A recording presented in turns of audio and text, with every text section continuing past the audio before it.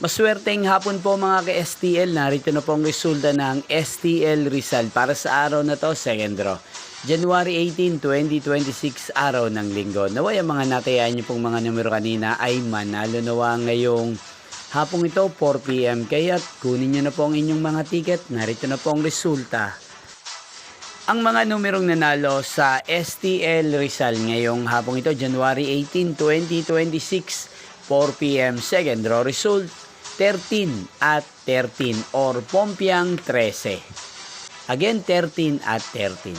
At ngayong hapong ito sa STL Rizal, atin pong i-shoutout si Ate Melissa ng Rizal. Shoutout po sa inyo, Ate Melissa. Sana po ay nasa maayos kayong kalagayan. At sa lahat po ng mga taga Rizal, shoutout po sa inyo. Inyo pong napanood ang resulta ng STL Rizal. Maraming salamat po sa patuloy niyo po panonood at pagsuporta sa aking channel. Magkita-kita pong muli tayo mamayang 8:45 PM.